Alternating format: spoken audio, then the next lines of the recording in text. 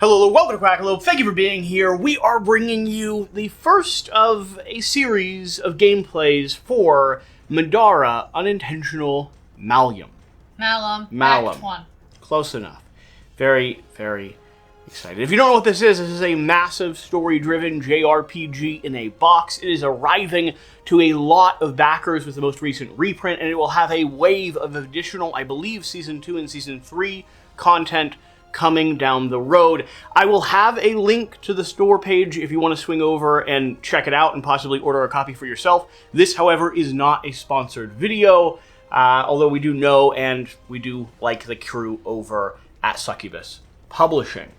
Shira's been wanting to play Middara for some time. Our lovely Mark Anderson, I know, no relation, has been hanging out with us at our local Tuesday night gaming event, and he mentioned wanting to play through some campaign games. Yes. And so this is where we are starting. We're probably going to get 3 or 4 episodes deep, and then depending on engagement with this video, we will determine if we're going to continue filming, which requires setting up an entire studio worth of gear, or play off camera on our own as we progress through the narrative. But we have some other campaign games that we want to check out as well. We have Oathsworn, we have some Kingdom Death we need to play. We'd love to dive into... What are you looking at? What are you thinking of?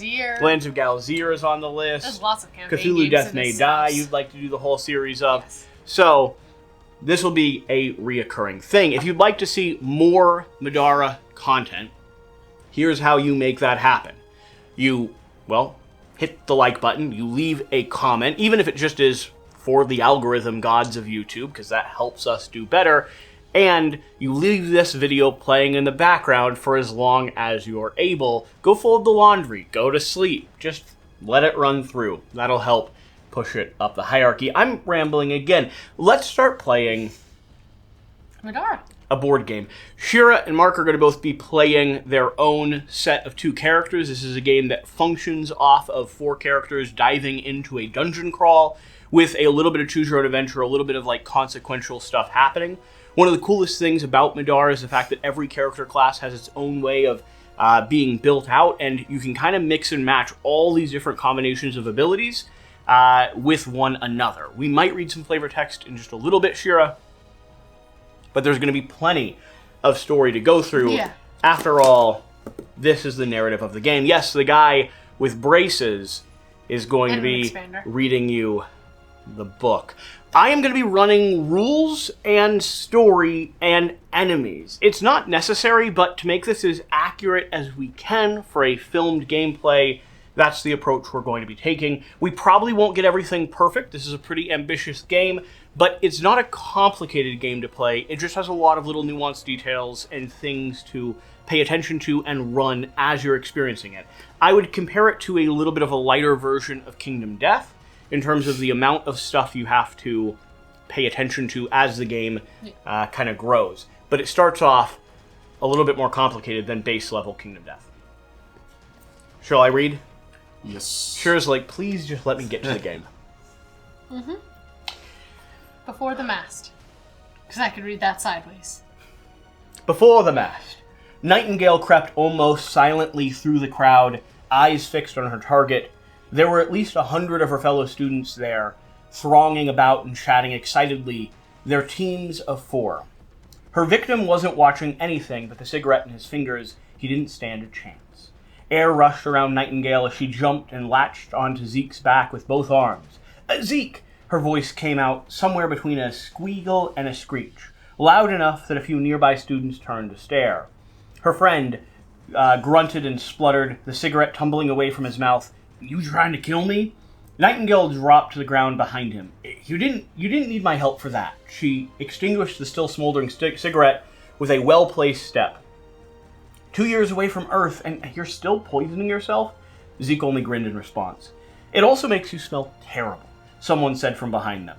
They both turned, and Nightingale's eyes widened when she saw her sister, Shayless, standing there. Nightingale was usually thrilled to see her, but today was different. Today, Shayless was one of the proctors on the most important test of their new lives, the Magical Aptitude and Skills Test, or the MAST, the MAST, for short. Makes me smell terrible, Zeke scoffed. See, here I was expecting something like, "It's so good to see you, Zeke," or maybe, how do you do on your written exams? Friend stuff. "No favoritism today," Shayla said. She sounded stern, but she was grinning at them as she flipped through a few pages on the worn clipboard. "Oh, but look at that. Lucky you. Looks like you two ended up together." "What a coincidence," Nightingale muttered, rolling her eyes. "They put the royal heirs together." "Consider that the only luck you'll get today," Shayla said. Nightingale looked around, wondering who their other partners would be. Of course, she and Zeke would be in a group together. She knew why Shayla didn't want to broadcast it, though. Nightingale knew each of the students around them. The short girl with the multicolored eyes, another with a pair of oversized bat wings, the kid with a strange goat-like hooves instead of feet, but none of them were actually friends. "Each team has 4 people," Zeke said. "Who are the other 2? "Rook, Lars, and Remy Moretti." Moretti? Moretti. Shayla frowned at the clipboard for a moment, then shrugged and tucked it under one arm. "You need me to point them out?" "Nah, we're good." Zeke briefly rested one hand on Nightingale's shoulder and pointed towards the largest student in the assembly hall. "I see Rook right there. If you're not already, get acquainted. I've only got a few teams to assign before I explain everything." Shayla walked away, vanishing effortlessly into the crowd. You following along, Shira? Mm-hmm. "Guess it makes sense now. Rook's got to be the smartest student here," Zeke said. They started walking towards him, Nightingale leaving it to Zeke to clear a path for her. Nightingale lowered her voice so the other students nearby couldn't hear. "Sure, Rook, makes sense. Remy, though? Isn't her dad some kind of mafioso? Who thought it was a good idea to pair someone like that with royalty? Couldn't make it look like favoritism, so they gave us a boat anchor to balance out our awesomeness," Zeke shrugged. "Every team has 4, so as long as she doesn't slow us down, we'll be fine." Rook was easily double the size of Nightingale, with hands like hammers and a beard like a lion. "Hey, Zeke," Rook called. They met with a bone-cracking embrace. Remy stood just behind him, arms folded awkwardly in front of her. She looked up, smiling politely, and extended a hand. "Hey, I guess we're together for the test, Princess Nightingale. Arison, ma'am." Remy peered at Nightingale, though through impressive multicolored dreadlocks. Her massive owl-like wings folded behind her, making Remy's small frame look a little bigger. "Just Nightingale," she corrected, taking the offered hand. "You're Remy, right?" Yeah, Remy said, looking past her and up to the gigantic Rook, who was still talking with Zeke. "I know I'm probably not the teammate you were hoping for." She didn't get a chance to respond because at that moment her sister stepped in and stepped to the raised platform at the edge of the hall and shouted, "All right, listen up, everyone. Welcome to the Magical Aptitude and Skills Test. If any of you have doubts about your ability to complete the mast, the door is right there. You'll be required to go through the Acrobus, the Academy's training dungeon. Don't think the bellicose cubes make up for stupid mistakes, because they don't. Students have died during this test." There were a few seconds of silence. "We're going to walk through the doors behind me to the armory. Each of you is entitled to 1 pack of supplies. Choose wisely. If you get halfway through the test before you realize you didn't bring something important, too bad." She paused, waiting for her statement to sink in.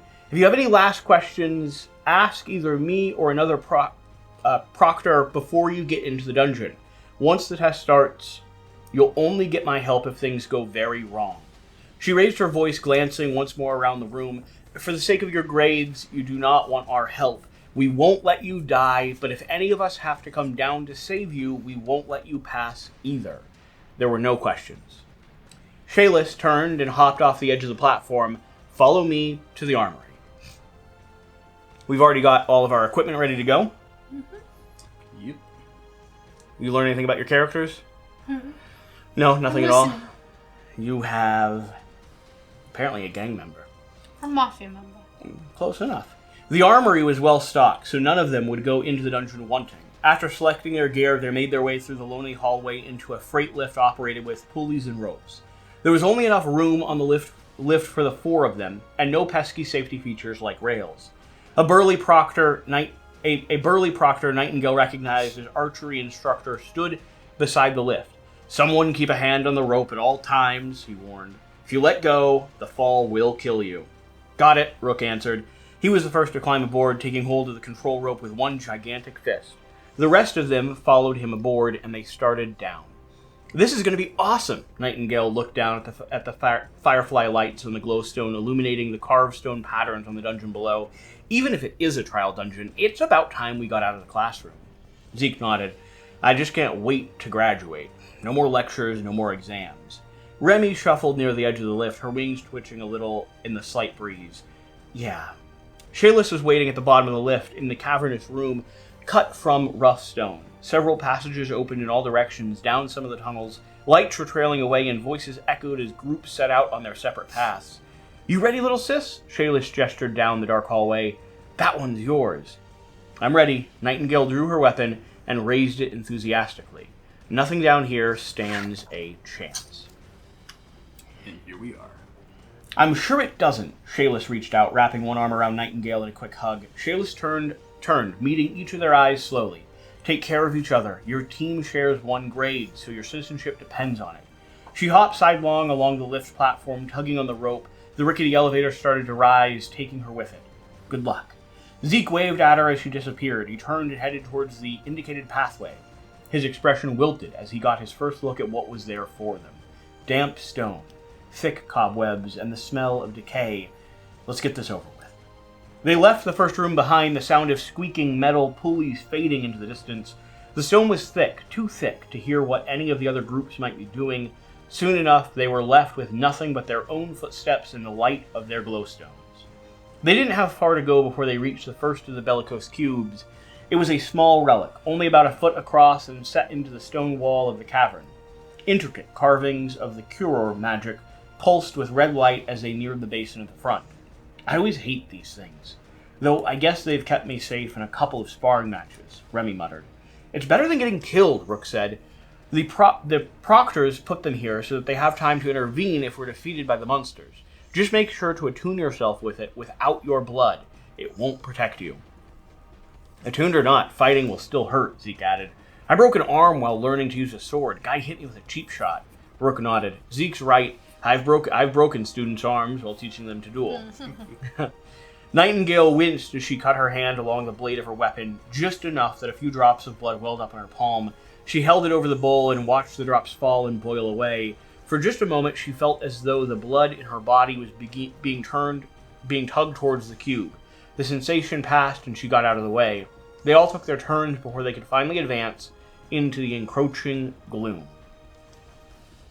Tip: party composition. Ideally, each party contains at least one adventurer who can cast spells to get by highly armed targets. And then we're restoring and ending encounters. You won't always restore your health unless the game tells you to. So be mindful of how much damage you are willing to take from time to time. Mass Day 1. The damp, cold air of the cave chills you to the bones. As your eyes adjust to the dark, you see a faint outline of a large rock blocking the path up ahead. It looks like a strong push could send the boulder careening into the pits on either side of it. In any case, it looks like the only way forward. End conditions. Win. An adventurer ends on the blue exit. Okay. Lose conditions. All adventurers are defeated. There's a movable block. You have to make a strength 10 encounter check, or skills check in order to pass. And then grading. During this encounter of the mast, you'll be graded on how many rounds it took you to finish the encounter and how many opponents you defeated. Use time tokens to keep track of how many rounds have passed. At the end of the encounter, consult the chart below to determine your score. Keep track of this score using the notes section of the adventure sheet. Your score for each encounter can never fall below 0. The best score is 5 or less on rounds, and you'll get 2 additional points for every cave sickle you destroy on the way. You don't have cave sickles yet. I assume those are going to spawn. Those are the outcomes. Okay. Are you all ready to play? We need time markers. I am ready. So these are time markers technically. These are time markers. Okay. They track you succeeding and failing throughout the course of the game. If you want to grab a few more of them out of one of those buckets there, and we can go. Shira. Those are initiative cards. They're going to be right here. So I will go ahead and shuffle these, spawn them out. and we will begin round 1. Yeah. So right now what we have on the board is a big thing that needs to be moved. You Go also up. have totems that if you're ever in line of sight of those totems, It does something. it will immediately trigger something. That blue one is going to be line of sight as soon as you move around the edge of that rock. Well, we have to move that rock. Well, Or no. fly over it. Well, not necessarily. That blue totem will be in line of sight as soon as you come around this bend, because the empty space does not block line of sight. So this Oh. is the only obstacle right here that blocks line of sight. Yep. Okay. We have... What do the green terrain Why do we have cave sickles in here? We don't have cave sickles yet. What do the green terrain do? The green terrain are going to be hard to move through. It's going to cost 2 movement to move out of them. Zeke goes first, followed by Remy, followed by Nightingale, followed by Rook. So on your turn, you have a few different actions. I will go ahead and open this up here. You have a move, an attack, an encounter, which is like a special challenge. The rock there would be considered an encounter. A re-equip, where you can reposition the gear that you have or trade with other people. Then, if you still have actions, if you still have your SP tokens when the enemies are going, you could dodge, empower, or counter, which means strike back. Counter reduces to only a cost of 1 if you successfully avoided the initial attack, and it interrupts whatever they're doing. So, you guys have the reins. Feel free to go. I'll be here to answer any questions and look handsome while you play. Can you move me forward 6 spaces? 6. And what does the green terrain do, please? Again, the green terrain is going to be cumbersome terrain. It is only 1 to move into it, but it takes 2 to move out, or hindering terrain. Attacks made through or into hindering terrain get -1 to their attack roll. The effect cannot be applied more than once, but it does stack, -1 to the attack roll. It costs 2 movement to leave a hindering space. Abilities that place hindering terrain can only replace normal terrain spaces. So, I used 1 stamina point to move. I don't feel like spending any more of my stamina points to go. So what'll happen, that means, is on the next refresh, you will go all the way up to 5 total stamina points. It's our max, unless some cave sickles magically spawn and I get attacked. In between then and now. That is also true, and it is a possibility.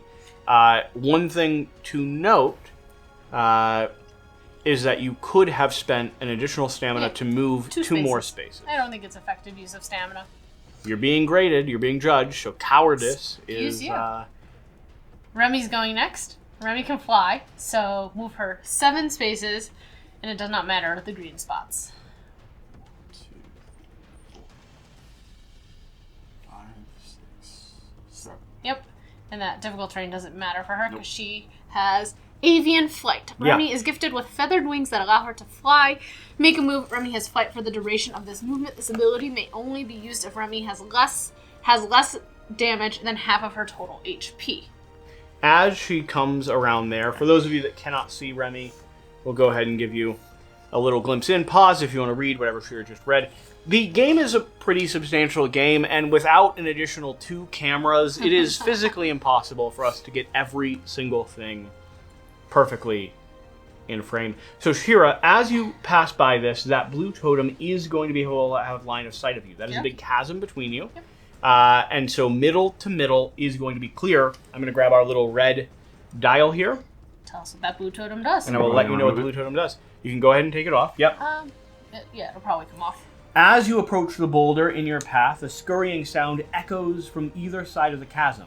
Spawn 2 cave sickles on any normal terrain space adjacent to the blue totem. Your heart sinks. Adjacent. Yeah, it was there. It was there? Yep. So here and here. Okay. Diagonal's considered adjacent. Yep. Grab 1 and 2. Your heart sinks as you hear skittering coming from behind you as well. You whirl around and find yourself facing 2 more cave sickles. Spawn 2 cave sickles on any unoccupied normal terrain space on the south side of tile UM11. So, north is this direction, south will be on this side, and UM11 will be those 2 spots, right? He's right here. Well, the red, that one, and this one. I think there's one more little spot right there. Hi, friend! Right there. Okay, our lovely cave sickles have popped into play. I will be running them, so I'll pull them into frame when it is their time to go. They will not shuffle into the timeline, though, until after this round has passed. So for their movement, are they affected by the terrain as well? So it'll depend on their card. Cave sickle cards specifically say they are not affected by hazardous terrain. Okay. But it depends on the creature. Gotcha. Adjacency is including diagonal. I am currently not adjacent to them. For targeting, but not for movement. Right. I'm saying I want to attack them now. Seems and reasonable. I am a space away. Remy has another ability, Shady Training. Move one space in any direction, including diagonally. I have to exhaust her to do that. So I'm going to exhaust Remy to get one more free movement spot. And I will have you move me. No, I want to move closer because we need to get towards this direction. And this way that leaves spaces for you to come up and start attacking them as well. And now I'm considered adjacent to the orange one. And so I will make... that did not use any more stamina points. I am going to use... I'm going to attack. Okay. So, the attack action. I'll walk you through how this is done. Choose your target. This has to be within your range and your sphere of influence. So you're going to be targeting the orange cave sickle there. You want to pass those health down my way because I'll be adding them to our cave sickles as well. Then go ahead and build your combat dice pool. Your combat dice pool is going to be built from the cards that you have. So you have to spend one for that activation. Where's the weapon card that you're using? My War Axe. Only one weapon card? Yep. Okay, so your War Axe is a two-handed weapon that is going to go ahead and give you 2 white dice.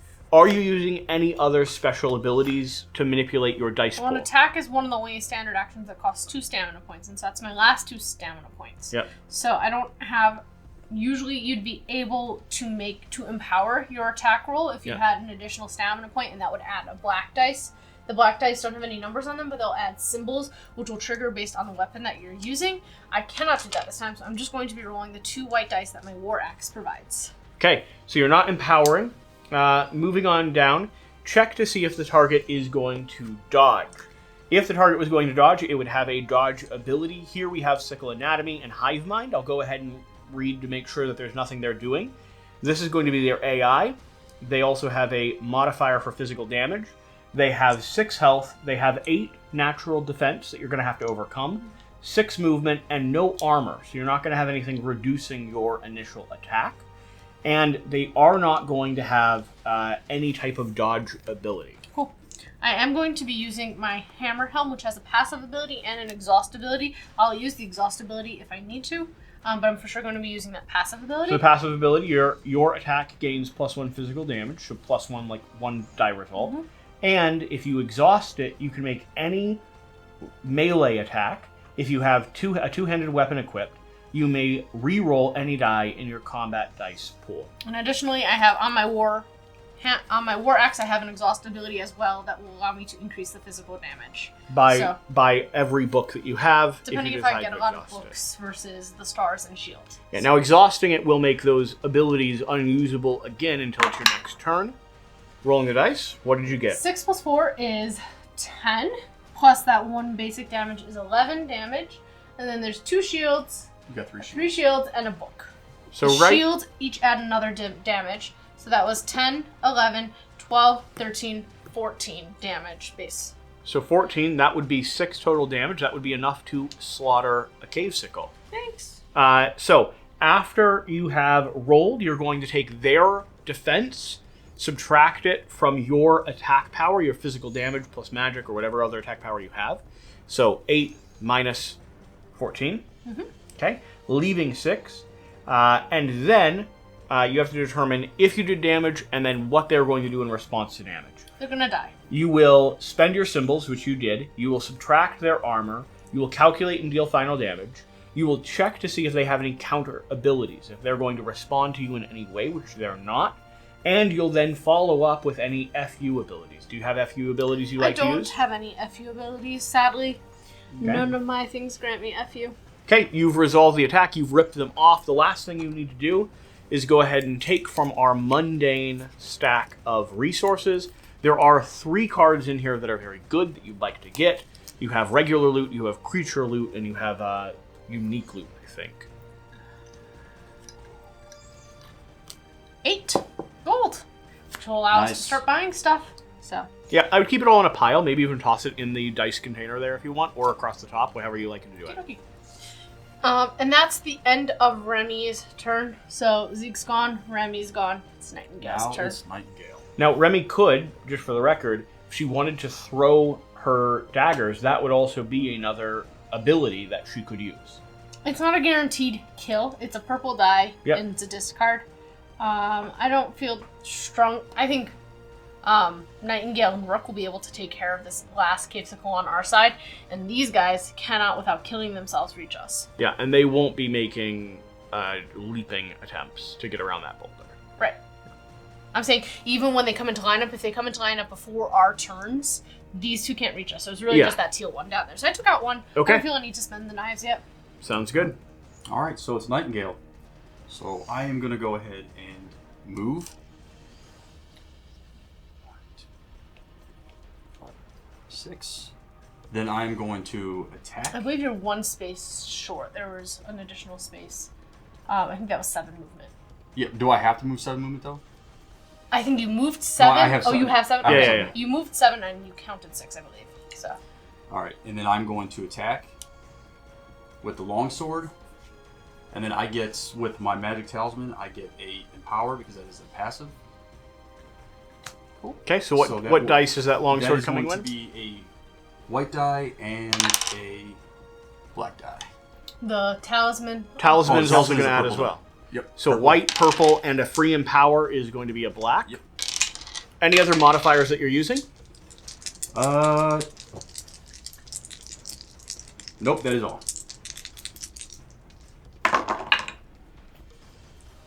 So I got a 5 and a 2. You can pull the dice back to you if you like. 5, 2, A lot of books. 5 books, and 1 shield. So, it's here. So I get +2 magic damage for 4 books. So that's... Do you use the symbols on the weapon that you weren't? Yeah, both weapons are considered active. And both symbols are considered? Yep. You only get to spend them once, though, so you can't... You have to choose what you're spending your symbols on. So it's not, I get 1 book, but I have 3 abilities that use 1 book. Right. You Okay, don't get yeah, all yeah. of those. So that's going to be a total of 9 damage. Okay. The shield doesn't grant you anything with either. No, it's only It's a 1 shield. singleton. I need 2 shields for it to... And you don't have any reroll abilities, correct? With any of your things. Let's see here. No. Because the 2's the lowest, like on the purple die, if you had a reroll ability. Okay. 9 damage. 9 damage, so... Okay, 9 minus their standard 8 is So 1. going to go ahead and be 1 damage. And what color is that? That is the blue one. Teal. Okay? Okay. That ends Nightingale's turn. Now it's going to be Rook. So he's going to move 6. 2, 3, 4, 5. Yeah. So for attacking purposes, He can attack diagonal Okay. like that. alright. Yeah. He's going to attack, and he has You 2. can just never move diagonal. Gotcha. But you're considered adjacent. So he's got 2 weapons. So 2 white die. And I'm going to exhaust to empower Oh, nice. both. So you can only empower once. I don't think empowers stack on top of each other. There's only 1 empower dice, so I'd imagine That's what I'm saying. not. Okay. And so I would only exhaust 1 of them. Yeah, so you've got your 2 warhammers. I don't need both of them to show people what you're doing. You're going to be exhausting this to go ahead and do a free empower. So you're going to have 2 white dice and black. a black dice. And then you have a combo warhammer or shield. So gain +1 defense and heavy. This ability does not stack with another warhammer. So right now you're considered heavy, but you're a little bit more defended. Well, heavy means he has 1 less movement, so heavy Okay. would modify movement. Nice. That's 12. So it's 12. And I got 2 shields, 3 shields, no, 4 shields. That gives me +4 more damage. Nice. So that's 16. Nice. And Lots of books. I don't have nothing for books. What about a star? And I do have 1 star, which is a physical damage, so that puts me at 17. It's going to be enough to rip the head off. I would imagine creature. so. Yeah. Rook's more effective, Yeah, it that seems, will be- than Nightingale. Will be effective. Go ahead and grab yourself a Alright. lovely piece of loot. Go ahead and move the dice down near that dice tray. Got a 7. Dice near the dice roll. Yep. Nice. Okay. So, a 7 there. Okay, now we only have cave sickles 1 through 3. So I'm going to go ahead and add them into this lovely pile. Give ourselves a little shuffle. And you're right, sure, they won't be able to reach you, so you're still probably going to have the advantage. This is the first prologue. Oh, I know. This to the is going to game. get much harder as the game goes on. No. I'm just pleased that we're doing well. All right. You want to get a perfect score, is I what do. you want. I do. I believe we get another time. I will tick And your we, time forward. And you're going to refresh by 3, and any exhausted items or cards will come back into rotation. Yep. Okay. 2, 3. 3. And I was exhausted. Okie All right, who's first? Nightingale. All right. So, because you are... He's considered heavy because he has the Warhammer tag. So, go ahead if you have your pencil and make sure you modify your base movement down to 5, I believe. It's -1. Right, Shira? Mm-hmm. -1. Heavy takes away 1 movement. One of the weapon upgrades that you get can attach to the Warhammer and give you an additional movement to kind of counteract it. Gotcha. But If for you now, want to walk around carrying 2 Warhammers. for now, you're a little carrying some heavy stuff over there. Yeah. What is Nightingale's strength over here? Because So how does that work with the strength? so what's your number on So the I got a bottom? 2. You have a 2. Yes. You're not going to be very effective No. at moving that stone. She's not. I would. But what I can work on is she does cast magic, so Okay. I can do some range attacks. Oh, And I cool. can start working on taking those guys out. Oh, you only need cool. to be in range of 4. So, So, but I still have to move through that difficult terrain. Isn't it just a chasm? Can't you shoot over? Can you shoot over the chasm? You can, but magic attacks deal with your sphere of influence, which is up to 4 away when it comes to targeting. Oh, gotcha. You have to move past those green squares. Yeah, you'll need so to get 1. around the edge of the chasm there. So that's 2 spaces, right? It's 1 to go in, 1 to go in. then 2 to come out. So 1, 2, 3, 4, 5, 6. And she's got a 7. Okay? So I'll just put her right there.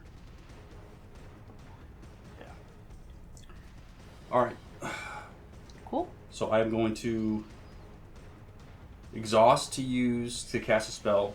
Cast a spell 6. You want to go ahead and hand that to me, and I can walk people through how spell actions work. So spells do not cost stamina. They'll have the cost displayed on the card. Some spells will have a stamina cost or an SP cost, but we have Gore Shot here. This is a cure spell, which is like blood magic, basically. You're going to exhaust it, so we're going to attach it to the side. You need to cast a spell. You have a base value of 6 on this, and you're going to be getting your dice pool ready for your spell casting. Do you know what your dice pool is? Traditionally, your casting die is on your card. Yep. And it's 1 purple. Yep, one Unless you purple. have something that modifies it. Sometimes you'll have a casting upgrade. Like I have on one of my cores, I have a conviction upgrade. Does It's anything... only 1 purple. I got no casting upgrade on any no of your upgrades, things. nothing Okay. can give me any modifiers. So go ahead and roll your 1 purple. A 5. A 5, so you're going to have your 5 plus your 6. So it's going to be a 11 that the enemy has to overcome. Our lovely cave sickle here will then be responding with a conviction check. Their conviction die is going to be a white and a purple, so Shira, go ahead and roll for them. White and a purple? Yep. 12. 12. So they Best will... possible die roll I could get for them. Yeah, they will successfully resist unless you have anything you can do to modify. Well, it does say that I can deal 2 magic damage. So that's only if you hit. Okay. What is your talisman up there? That's, Does it help you with any magic attacks? It does, actually. It gives me a power. Okay. I much? didn't see that one. How much power? No, in power. So I get to roll a black die when I cast spells. Oh, yep, absolutely. Okay. So I did not see that one. And then you would Just be... symbols. And I get 1 magic damage. So that's 12 to their 12, Yes. essentially. They'd still be perfectly tied, so they'd still resist your magic attack. No other modifiers you have? Nope. You already got your free empower, because you could spend 1 SP to empower it. You are, sadly, not going to be able to do damage to them. Shira literally did the perfect roll. Yeah. Like, I think there's only one number higher on these dice, and that's a 7. Yeah, the purple has a 7, but the 6 is the highest on the white die. Anything lower than that would have been better. You tried. You fizzled a little. Yeah. Alright. She'll get there. Remy is... So that's Nightingale's turn. You actually have 2 more SP. Did you want to do anything with them? No, I'm gonna save it. Save them. Okay. Remy's gonna go? Remy has wings. Remy has wings! Remy could technically fly over this chasm and start fighting these sickles and try and get to the exit. She kind of might as well. However, as soon as she becomes in line of sight of this red totem, I have a feeling more cave sickles are gonna start. So you won't be in line of sight Until you get next to the purple one there. Okay. Because it's going to be middle to middle, and that block is going to restrict it. So I can actually land right here. That's what I think, yeah. But do I want to take the brunt of 2 cave sickle attacks by myself? Do you want to finish the game in 5 rounds? I do. Remy does. Remy wants I think Remy's to. got this. Alright, Remy's gonna fly. Take a Red Bull and fly. So 1, 2, 3, 4. And Remy's gonna park herself right here. And then I can attack either of them. I will attack the purple one because the red one is closer technically to you guys. So that was my 1 stamina point. And 2, we're gonna make the same attack. By the way, your throwing darts do have the opportunity of hitting on a 7. They could actually kill them in 1 swing. Because it's just damage. It's straight damage, yeah. They do. I might consider using them this turn. I just want to make sure you Because know. I'm sitting next to stuff. We'll see how I do with my first attack. Okay. So I still have that +1 physical damage here. I have the opportunity of tapping. So let's see what we get. Oof. 3. And 3. I'm going to exhaust my hammer helm and reroll any dice in my combat dice pool. And I'm going to reroll both of these. Makes sense. Because 3s are pretty low. 6 and 5, 11. A lot better. Much better. So that's 11. This makes it 12. Then let me see what I can do with symbols. 3 shields, 12, 13, 14, 15. The books don't do anything except if I exhaust this. What do I need to kill it? Does 15 kill it yet? Defensive 8, health of 6. So you need to get to 14. 15 would wipe it out. So I'm not going to exhaust my war axe. So I have killed the purple one. Look at you. You draw me a card. What is this? Nope. 4. I drew 1. Just 4. Measly I'll 4. shuffle then. I'll shuffle. He's like, I don't want that 4 that was on top now. And then it's just a chance of killing. Like, it's not a guaranteed kill. It weakens it. It is a guaranteed they're going to attack you. It is a guaranteed. And I can't counter. I can technically dodge with some of my with some of my armor and things. I'll throw one of mine. 6. Ooh, Nice. wiped out. If they had, I believe, armor, it wouldn't necessarily be a straight wipeout because it reduces the attack. So But here's the throwing knives. and 8 gold. Nice. Throwing knife. These are just a discard. Throw a purple die, just like a real ninja. Now, the interesting thing about consumables is after every round, every phase of the game, they will expire. You have to continue repurchasing them. Oh, Um, after this round they'll expire? After this chapter, depending on how this chapter resolves, your juice might go bad. Might Interesting. get stale. So all of our consumables are... You're encouraged to use Gotcha. your consumables. I didn't realize that when we had played our first game. And so I was Yeah. saving them. So now I know I have 3 more sets of throwing knives, but there's no more sickles. Alright. Well, sickles don't go. Zeke is gonna walk forward. It's real unfortunate. Can Zeke move himself down in the timeline or no? No. It's real unfortunate that Rook is right here at the very end. Zeke's gonna try and do that strength check. Oh, is he? Put him over here. So how much movement does it take? It takes 1 to enter. 2, 3, 4, 5. 6 would be 1 step forward. 6, yeah, move him 1 step forward. If Rook wants to try it, he can come here as well, because diagonal is still adjacent. I have a strength of 4. I'm not as bad as Nightingale over there. And then you roll 2 purple dice, to make a skill check. So that was my movement. Skill checks, they're encounter actions? Yep, so it'll cost you 1 to do a skill check. Okay. Because I'm going to be anyways refreshing my SP, so I just want something to spend it on. And now let's see what I get. 6 and a 1, 6 and 1 is 7, plus my 4 is 11. You are able to push the rock. Well, let me see what the encounter says. Strength 10. If they pass, they may move on. They move the obstructing terrain token onto an adjacent unoccupied space. If the space the token is moved onto is a dangerous token, discard it. You'd like to, I assume, push it off the side of the cliff? I did. I pushed it off the side. Seems about accurate. And then I believe we can move through each other. We just can't stop on each other's spot. That is true, and it does cost, just like cumbersome terrain, it does. Costs 2 to move off of another player's spot, so technically 3 to move past. Okay.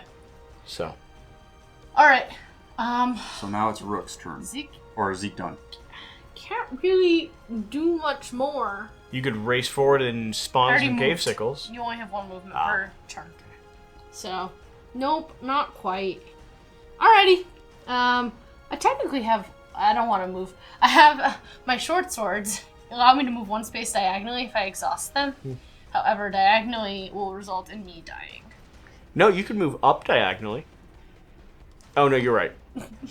I was looking at Remy. I was like, Remy's good. Remy is great. Rook, Zeke would die. Okay, what does Rook want to do? I think Rook's only choice is to move at this point. You could spend SP to move through me if you have extra, or you can also just recur it. 1, 2, 3, 4, 5. That's as far as you can go. No, let's go right here. Okay. And it's 2. To move further, or? Well, since I'm per. Yeah, it would just put you on him. Yeah, that wouldn't work. You'd have to spend all 4 stamina. No. I would just save it. Yeah, I'm gonna save it. Okay. And that's all he's gonna do. 3rd round. Moving on to the 3rd round. Remember, 5 rounds is the objective. Reshuffle these. All right. Who's got the best movement? I have 7 with Remy. She has 7. Okay. As well. So either Nightingale or Remy should get into position to hop onto that. Well, I kind of want to go fly to the treasure chest. So maybe Remy should go to the treasure chest if Nightingale can get to the exit. But I think there's going to be a few more things. I think so. So you can refresh. We refresh right now, right? In your way. Go ahead and refresh. Cards flip. Stamina comes back. And we are on to the 3rd. Who's first? Cycle. Remy. Remy's going first. You're going to go ahead and trigger that red zone? I am, and I'm going to just start flying over here and let people deal with what I trigger. 1, 2, 3, 4, 5, 6, 7.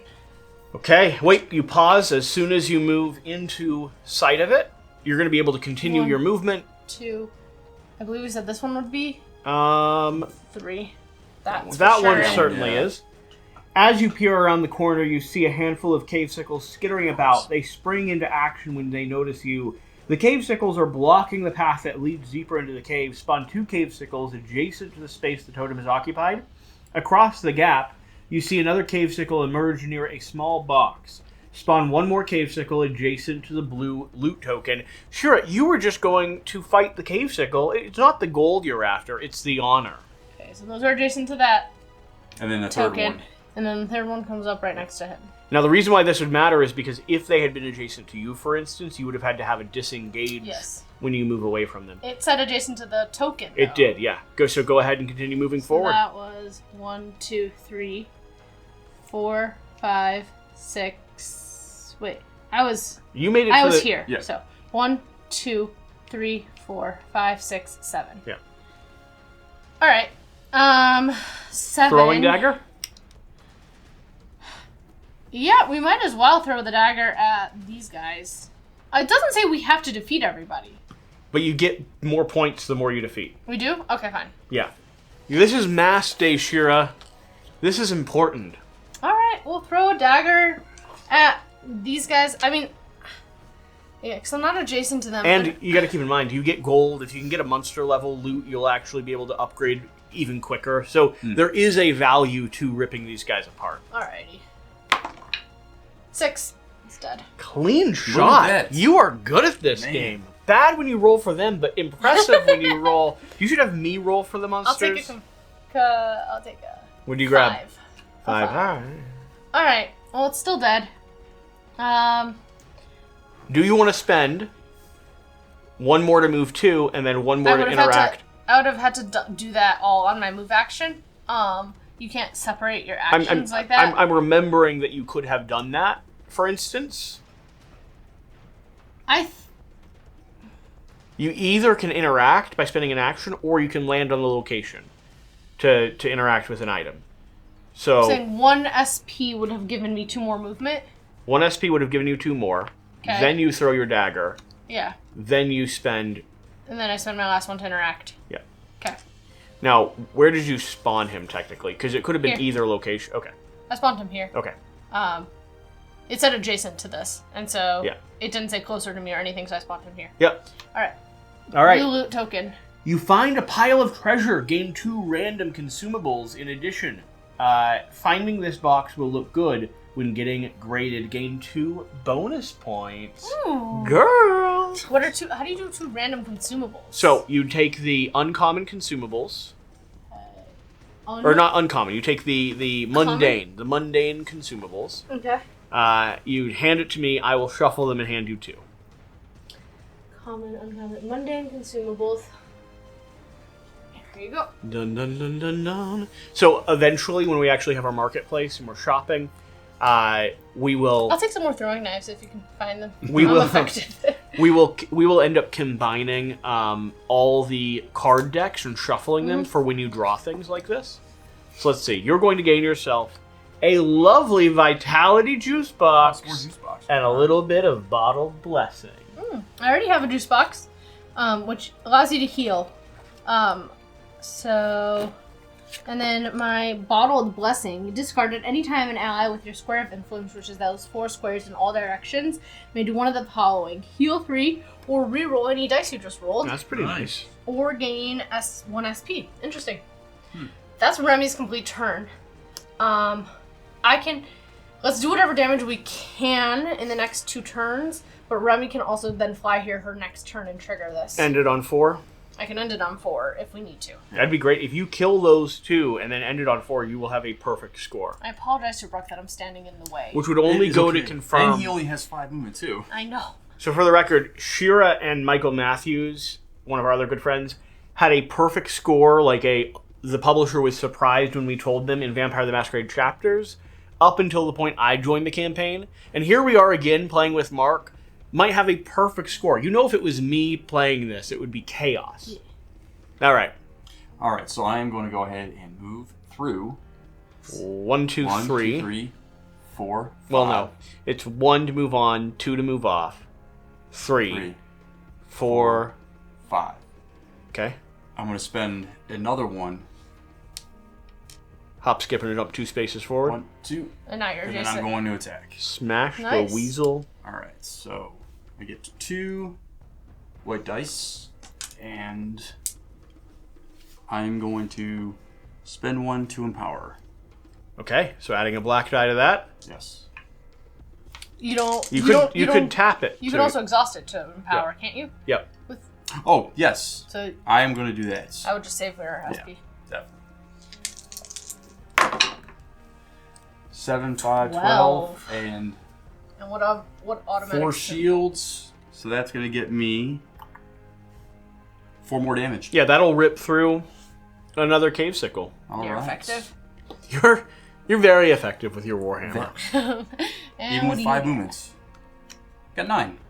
The only thing you're looking for at this moment is the monster level loot. Yeah. That would be the next best thing you could do for this game. But there's only 1 of them in this whole stack. I believe.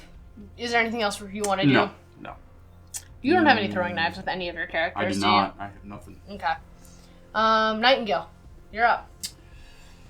All right. You're also gonna have to move through me. I'm sorry. But she does have No, it's magic. okay. Yes, she does have magic. So she can do her square of influence. yes. So 1. You have to move over here. You can't first. go diagonal. So, 1, Oh, that's right. That's right. 1, 2, 2, 3, 4. 4, 5, 6.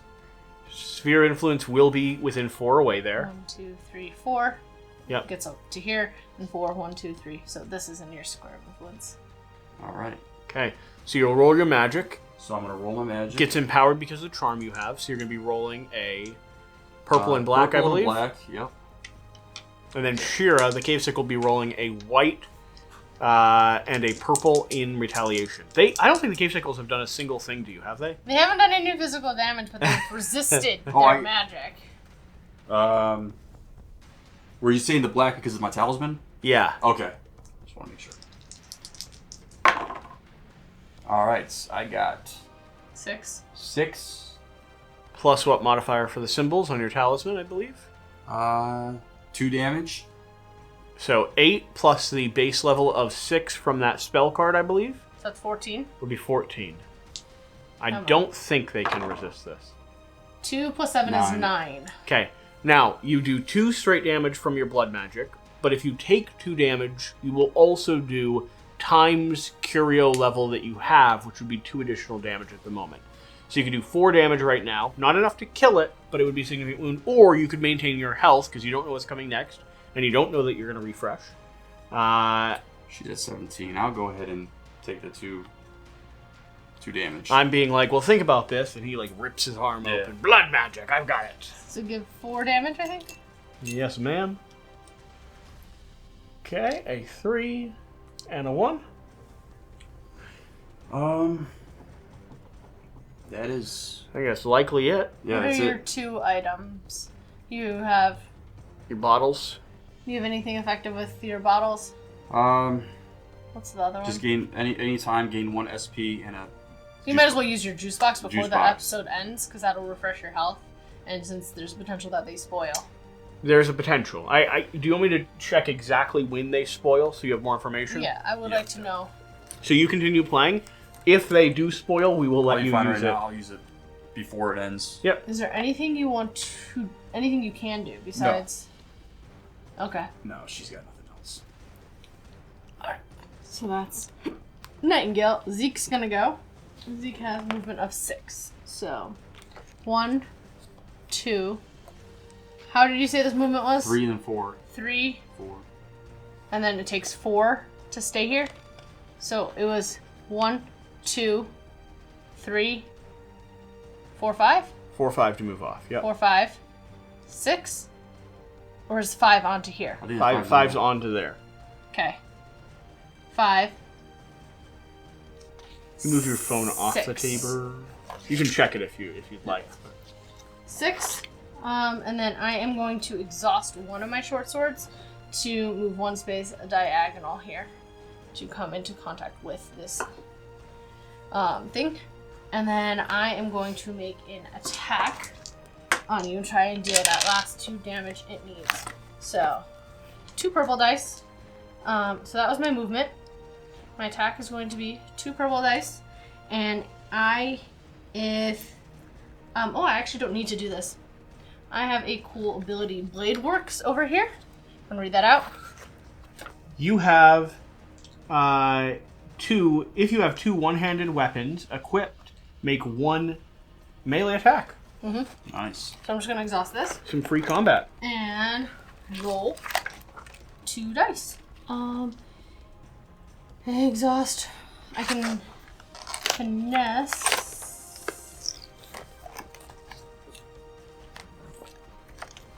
What's the finesse again? The finesse will upgrade the die from a lower level to a higher level. White's better than purple? White is better than purple. Okay. So combo. I have a combo. Both of my weapons have the light keyword, so finesse will upgrade both of them or one of them. Finesse would upgrade only the one on the card that it's finessing. Yeah. I mean, they both say the same thing. Oh, they both have a Finesse white, absolutely. Then because they're paired together with 2 light weapons, they will both go from purple to white on their rolls. One of them is exhausted. Does that matter for this combo? Yes, it would. Okay. In fact. Yeah. So I used it to step a space diagonally. So only one of them would have the active ability to pair. But instead of stepping a space diagonally, instead of exhausting it, I could have spent 1 more SP during my move to move 2 more spaces. And you'd rather do that? And I'd rather do that. Okay. And then now have 2 whites here. And have the finesse. So. 14! Nice. The 2 stars equal 14, 15, 16. The shields, each pair of shields adds 2 more. So that's 14, 15, 16, 17, 18, 19, 20. 20. You think it's enough? You haven't let me... Sure? Guys, my poor cave sickles. I haven't been able to do anything with them this whole round. I'll take a card. I hope... Monster. 8. Not monster. Alright. Continue? It's the next round. Yeah, you're moving on to round 4? Yeah. And I assume you're going to be going straight for the exit? Yeah. So... A lot of us can reach it. So everything refreshes over here. This refreshes. Take 3 SP. The only question is, does he need to use his juice before? I also have a juice box, but I have no. I don't think you're going to lose them immediately. It's during some type of like refresh or recycle or Gotcha. There's usually a few scenarios before you hit one of those phases. Okay. But, and I will find and confirm this, because I remember specifically seeing it. It was in a section that was talking about being mindful of your health. Upgrades, equipping, transferring, Did you sending. cycle this yet? No, I did not. Consumables, these items can be used once before they are discarded. Selling items. Yeah, I can't find the exact spot where I saw it, but I remember making a note of it. Because I thought it was interesting that, some of the items that you have, remember I told you about it when I was reading it, some of the items that you have won't always last forever. Episode ends. We're landing on the end first. of the episode. Red, what exit do you have? Blue exit. That's the only exit in the scenario. Blue exit. Restore adventurers. So, you get all your health back, reset to the top of the round, you're good to go. Moving on down to page 8. And this is called Wrong Way. Excuse you. Wait. But it is. Why choose that one? Win condition. Adventure. End your turn on the blue exit. Wrong way. I don't want to go to the wrong way. What does the red thing say? That's what allowed you to restore. No. Gave you your health back. I'm not going the wrong way. I'm going the right way. I killed things. Rook knocked. What's our score? Do we know our score? I'll get it for you. Rook knocked on the thick stone slab with the butt of his weapon. It reverberated like a drum but didn't budge. No way we're getting through that. Nightingale glared at it. Did we take a wrong turn? She glanced over her shoulder where Zeke and Remy watched. Seems that way. Rook lowered his weapon. Remember, this whole thing is coordinated. Hundreds of candidates are going through the same test. The monsters aren't wild. They have to release them for us in each area, or we'll have nothing to fight. The twists and turns are just another part of the mast. It looks like they can seal up passages with these big stone panels. Zeke dug around in one of his pockets, coming up with a cigarette. Translation: we're too awesome for the test. They want to slow us down so we can spend time on teams that suck. Looks like it. Rook gestured back down the way they'd come. I think I saw a good place to camp back there. At least we aren't failing, Remy said. I'd rather be ahead of the curve than behind it. You all are confident that you are just really, really good. So, sure, do you want to write down your current points? I don't have. I'll take a pencil. And where's those character sheets? Is that to keep track? Yeah, right here. You want me to write down your current points? No. You're a charter. Yeah. 5 or less rounds. So where are we keeping in the notes section? Yeah, for now. 5 or less rounds is going to be 12 points. Okay. For every cave sickle you defeated, you're going to gain 2 points. 2, 4, 6, 8, 10, 12, 14. And you're going to gain 2 bonus points for grabbing that treasure. Okay. Now we're going to see if you can set up camp. This looks like a great spot. Remy tried to sound enthusiastic. The cavern they'd chosen to spend the night in had a ceiling at least 20 feet up. Damp stalactites glittered in the light of their glowstones, occasionally dripping water. Even so, the floor was dry and flat enough to serve their needs. I like it. Rook gestured ahead with one mighty hand. Only one other way out. Should be easy to keep watch. Nightingale hurried past Remy into the cavern. Wouldn't it be sweet if we were the first team ever to finish the mast in one day? Zeke stopped right in the middle of the cave, slothing off his heavy pack. It dropped with a dull thud at his feet. But we won't. It's going to get harder. We need to rest if we want to finish this with all our limbs. Remy needed no farther encouragement to drop her pack. She closed her eyes, letting her massive wings stretch and flex. It felt fantastic. At least until she felt them smack something. Ow! Zeke yelped. Sorry, Remy blushed, retreating a little. I didn't mean to. Nah, it's nothing, Zeke shrugged, wiping a feather off his cheek. It's better than being slapped by Knight's Tail. I haven't done that in ages, Nightingale glared at him. I'll start the fire. I can help, Rook set his bag down at his feet, fishing around for a few seconds before pulling out a flint and steel. I'd like to do it, Nightingale said with excitement as she took the tools from Rook. The mast is supposed to prepare us for whatever Middara can throw at us. That means no shortcuts. I remember someone who insisted on starting the campfire. We went camping and she was like, I'm starting the fire. I'm like, I could help. She's like, no, I've got this. And she did. It was a very nice fire, actually. Okay.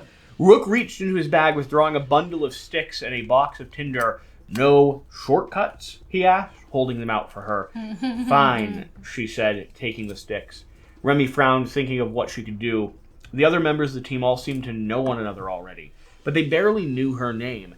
I could set up the tents? Sure. Zeke was the last to separate weapons in hands. I'll scout the cave for traps, just in case. Skill check. Make a preparation 10 check with Zeke. Preparation? Uh-huh. I don't have a preparation set. You mean perception? Perception? It's that. Oh, great. Thanks. My perception is 6. I, 12. with dyslexia, nominate myself as the reader. I got a 12. 12.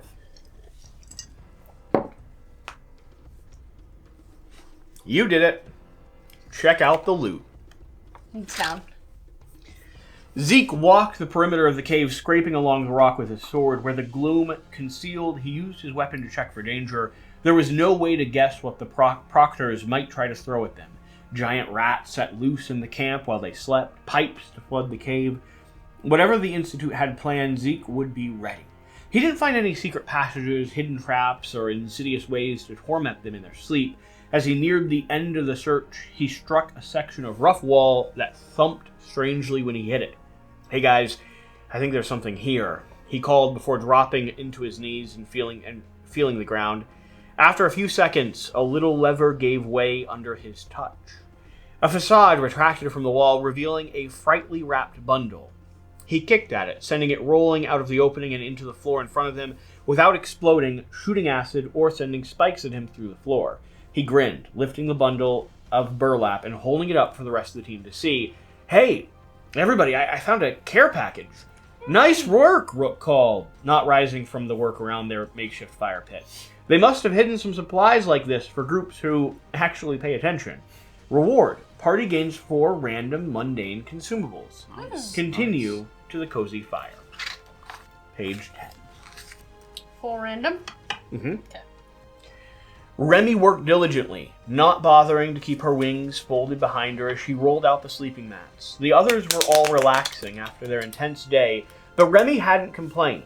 She wanted to show them how useful she could be.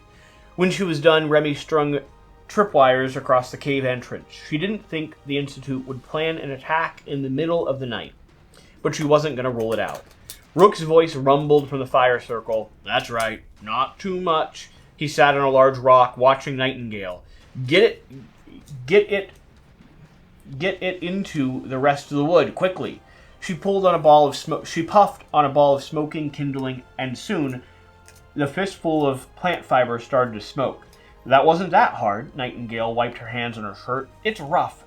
It's rough. Is roughing it always this easy? Easy. It took you 20 minutes to light the fire, Zeke said, since returning from his scouting excursion. He'd watched as Nightingale and Rook struggled to get the fire lit. Nightingale only shrugged and grinned at him. Soon enough, they'd gathered around the fire to share bowls of camp stew. Remy felt much better with hot food in her stomach and a merry fire crackling nearby. Nightingale smiled appreciatively. This is great stuff, Remy. I always thought travel food was supposed to suck. Remy looked away, though she couldn't keep the pride from her face. I used to cook for my little brothers and sisters. Half the time we had less in the cupboards than the academy gave us. Nightingale looked up with an understanding in her eyes. My family back on Earth didn't have a lot either. And now we're in Middara. Zeke's voice was more subdued as he sipped broth from his bowl. What we had on Earth isn't what we have here. Another few days and we'll be citizens. We'll be able to leave the academy whenever we want, buy anything we want, do whatever we want. Maybe your mom will let you, Nightingale muttered, but Balthazar and Kirzia? It feels like I'm just a tool. We're pawns, Zeke. Pawns in a game they probably have been playing for a century by now. You're a princess, Remy said. Isn't that exciting? Nightingale scoffed. If you like being cooped up for the rest of your life, she gestured at the cavern around them, now this is exciting. Adventure, danger, monsters, and traps. Remy frowned and took another sip from her bowl. Nightingale patted Remy on the back. Don't sweat it. I thought being a princess would be much cooler, too. Zeke shifted in his log. I don't know. It's better than being poor. His eyes flickered towards Rook. No offense. Rook waved his hand dismissively and kept eating his stew. But my mom, or should I say Lady Ida Jeong, get past all her BS and politics, and I think she's got a heart somewhere. I bet your parents are the same, Knight. I doubt it. I'd be lucky if this isn't the last time I'm in any kind of danger, Nightingale said. It's not like it's unique to royalty, Rook replied thoughtfully. My parents are just farmers. They're great, but I don't think farming is for me. I'd rather do something more exciting, too. Nightingale grunted her agreement. Remy looked up and found all three of them watching her. She shuffled uncomfortably under the weight of their stares. What about you, Remy? Nightingale finally asked. I've heard Zeke complaining about his mom 1,000 times, but I've never really talked to you. Well, all I have here is my father. Remy looked away. I'm not really sure what kind of person he is. Nightingale raised an eyebrow, but Remy didn't continue. She didn't want them to think less of her. Rook saved her. We should rest. We need our strength for tomorrow. Remy slept uneasily in the cave, tossing and turning on her thin sleeping pad. The sleeping bags they'd been given were threadbare and offered little insulation. From the occasional shifting or grunt she heard in the dark, Remy was fairly sure her new friends were all equally uncomfortable. The next morning, Rook woke her with a gentle nudge and the smell of oatmeal. After a quick breakfast and a little time spent cleaning up their camp, they started moving again. I've got a great feeling about today, Nightingale called from the front of the group. She sounded far more awake than Remy felt. We didn't get to finish early. That doesn't mean we can't totally own it. I'm sure we will. Zeke walked beside Nightingale, which left Remy at the rear with Rook, though the corridor was only wide enough for them to walk abreast. At least it was mostly a straight path. She supposed far fewer students would make it through the mast if they were constantly getting lost. They didn't have far to go before the path widened, running along the edge of a dank pond. Remy reached out with one boot, water splashed and ripples echoed across the dark surface. They were not alone. Continue to mast. Day Day 2. 2. Okay? We did very well. We Crushed that. You did very well. You took out. Rook helped. Rook helped. Well, a I lot. helped. I helped a little bit. Nightingale's still a little bit of a princess. We might have Yeah, to boost her up a little bit. here's Yeah, the question. She's a little more dirty. So. But she's going to Do be our you- weapons wielder. Do like our you magic want to? wielder. Yeah, that is true. Do you want to use the in-game rules to scale the difficulty up going into this second encounter? I feel like it's gonna place. I'm saying you could. see how the game scales I feel like this itself. next encounter is going to be like times 10. Okay, I'm just Shira's here saying how confident she is. Let's take it one episode at a time. All right. Did we get any XP? So we do not have. You might have. I don't. I think the game tells you when you get XP actually. So I don't think you have any from this yet. This is still cycling through. Here are 4 consumables that we got. Okay. You have a bottled blessing, a hyper energy HP, and a smoke bomb. No more. No more knives. I might have to buy them. We have 49 Throwing gold. darts. We'll look into it. I don't think you can shop right now though, because there's not a marketplace. So there are moments when you're able to shop and buy, but when you're in a cavern sleeping next to a big lake, those are not the moments. Fine. I hear. Okay. Thank you for watching. Thank you for being here. Hopefully you're enjoying this gameplay of Middara. Remember, if you want to see more, well, first off, hit the subscribe button, because we're going to have a few more episodes. We're batch filming a few of them. We're not done for the night. We're going to keep playing, but beyond that, if we continue playing this game, it'll depend on you all, the audience, the people who love, support this channel and games like this. So leave a comment, hit the thumbs up, make sure you're subscribed, share the video out, whatever you need to and are willing to do. If we get enough engagement, we will continue making this stuff. If not, we'll play it off camera and talk to you about what we thought when we get to the end of it. Shira and I just did our We Played Kingdom Death in 1 week video. I don't think that we're going to get through that book in 1 week. So this is supposed to be about maybe a 30 to 45 hour campaign. But it has so many different variable directions. So eventually you might get to an end game that's halfway through the book. Right. You know, and so we actually, in about 3 days, if we were really dedicated and not filming, we could probably get to the end of this, which I think would be, it'd be a lot of fun. Oh yeah, absolutely. So, thank you for watching. Thank you for being here. Whatever the case, whatever you do, remember to do the important thing. Play games. And have fun. See you next time. I was just seeing what he was going to say.